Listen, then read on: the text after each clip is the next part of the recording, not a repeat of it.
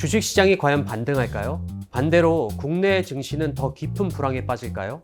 주식시장에 대해서 알아야 할 진짜 이야기 시작됩니다.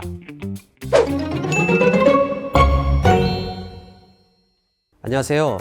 저는 KB증권 리서치본부에서 주식 전략을 담당하는 이은택입니다. 2025년 주식시장 키워드는 버블 장세입니다. 연준의 과잉 완화가 주식시장에 버블 장세를 만들 전망입니다. 이 버블 장세란 단순히 강한 상승을 뜻하는 것이 아니라 밸류에이션의 확장이 주식시장을 이끌 것이라는 의미입니다. 버블 장세는 지난 30여 년 동안 단 두 차례밖에 나타난 바 없는데요. 2021년과 1999년입니다. 모두 연준의 과잉 완화가 이 버블 장세를 불렀습니다. 특히 한국 증시는 2021년과 유사할 것이라고 생각하는데요. 2021년 당시 코스피 지수는 사실 크게 반등하지 못했습니다. 반도체, 자동차, 헬스케어 등의 대형주가 모두 부진했기 때문입니다. 하지만 이를 제외한 중소형주는 굉장히 많이 상승했는데요. 2025년 주식시장에도 이와 유사할 것이라고 생각합니다. 미국 증시 같은 경우에는 1999년 버블 장세와 유사한 환경이라고 생각합니다. 당시에도 미국 증시만이 인터넷 기술을 가진 기업들을 가지고 있었습니다. 지금의 AI 패권 기업들의 대부분이 미국 증시에 상장해 있는 것과 매우 유사한 환경입니다. 지금까지는 버블이 아니라 실적이 좋았기 때문에 미국 증시가 상승한 거라는 점도 매우 비슷합니다. 하지만 버블 장세에서는 밸류에이션 확장이 주식시장을 이끌 것입니다.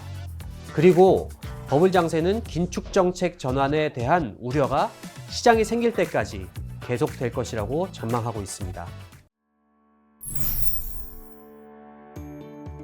트럼프 대통령의 재선으로 한국 증시도 불확실성이 가중될 것입니다. 다만 더 중요한 게 있는데요. 트럼프 1기 당시 주식시장의 움직임을 살펴볼 필요가 있습니다.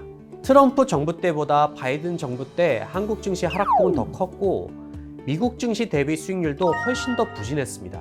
그렇다면 무엇을 봐야 될까요? 차트의 노란색 선이 바로 경기 사이클입니다. 트럼프 대통령 때나 바이든 대통령 때 모두 경기 사이클을 거스르지 못했습니다.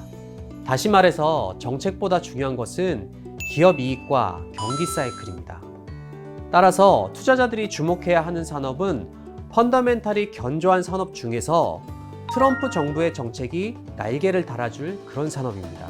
즉, AI 산업들 중에서 규제 완화가 필요한 산업들을 주목할 필요가 있습니다. 한국 증시의 경우 앞서 말씀드린 것처럼 대형주보다는 중소형주 위주로 투자를 하는 것이 유효해 보입니다. 특히 AI를 활용한 분야, AI 소프트웨어, 우주 방산, 자율주행, 원전 등을 유망하게 보고 있습니다. 이런 기업들은 미국 증시에 많이 상장되어 있습니다. AI 반도체 중심에서 AI를 활용하는 기업으로 투자의 시야를 넓히는 것이 수익을 높이는 핵심 전략입니다.